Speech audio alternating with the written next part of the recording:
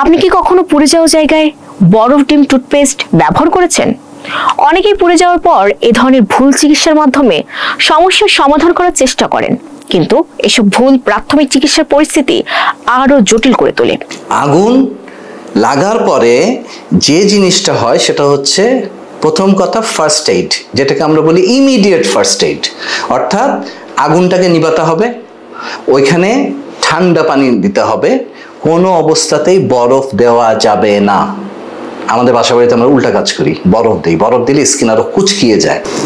ঠান্ডা পানি দিতে হবে, ওই জায়গাটাকে যতদূর সম্ভব ক্লিন রাখার চেষ্টা করতে হবে এবং পরিষ্কার শুকনা যদি কোনো কাপড় থাকে পাতলা সেটা দিয়ে ঢেকে দেওয়া উচিত যদি থাকে। পুড়ে যাওয়া জায়গায় বরফ দেওয়া একটি বড় ভুল। অনেকে মনে করেন পোড়া স্থান ঠান্ডা করলে উপকার হবে, কিন্তু এটি ক্ষতিকে আরো বাড়িয়ে তোলে।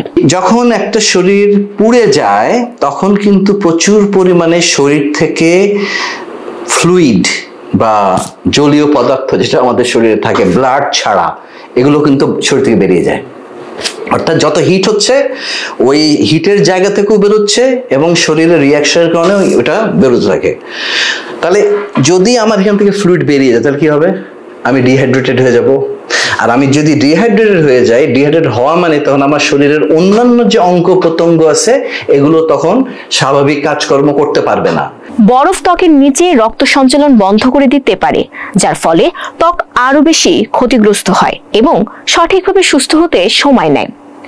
ডিম ভেঙে দেওয়া কিংবা টুথপেস্ট লাগানো আরো বড় বিপদ ডেকে আনে। ডিমের সাদা অংশ বা টুথপেস্টের মধ্যে থাকা রাসায়নিক উপাদানগুলো ত্বকের ক্ষত স্থান ইনফেকশন সৃষ্টি করতে পারে, যা পরবর্তীতে আরো জটিল হতে পারে।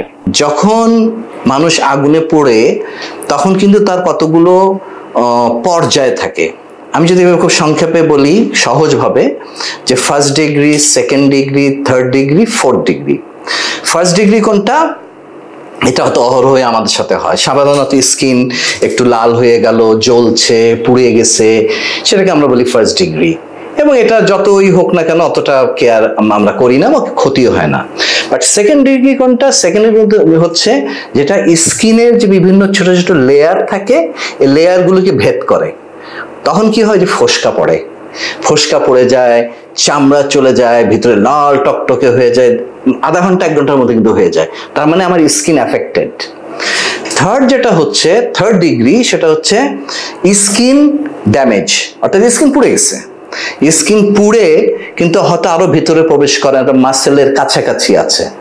ফোর্থ ডিগ্রি হচ্ছে মাসেলও, মানে মাসেল করতে মাংসপেশি পুড়ে গেছে এবং হয়তো হাড্ডি ছুঁই ছুঁই করতেছে।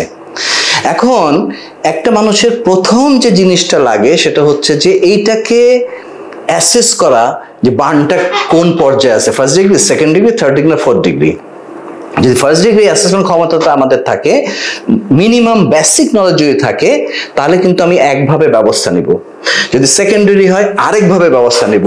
কিন্তু থার্ড আর ফোর্থ ডিগ্রি যদি হয় সেক্ষেত্রে ওই যেটা আমি বললাম, ইমিডিয়েট ফার্স্ট এইড, কিছু জায়গাটাকে ক্লিন রাখা, কোনো জিনিস ওখানে অ্যাপ্লাই না করা এবং যত দ্রুত সম্ভব হাসপাতালে দেওয়া।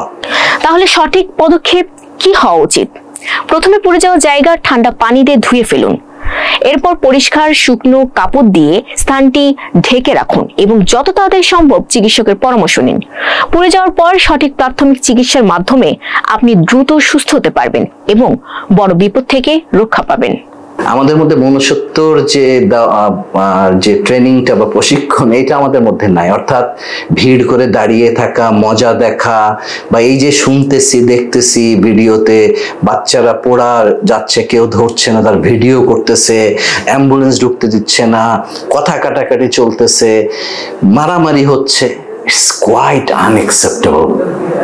সো এই মনুষ্যত্বের ট্রেনিংটা আমার মনে হয় যদি সরকার বা কোনো প্রতিষ্ঠান মনে করে যে কিভাবে একটা অগ্নি দুর্ঘটনায় মানুষজনদেরকে ফার্স্ট এইড বা প্রাথমিক চিকিৎসা দিয়ে মেডিকেল সেন্টারে পাঠাতে হবে, বিশেষ করে যদি second, third and fourth degree burn হয়, সেক্ষেত্রে এইটাও একটা ঢুকানো উচিত যে আপনি মানুষ হিসেবে আপনার কি দায়িত্ব আছে এবং আপনি কি করতে পারেন।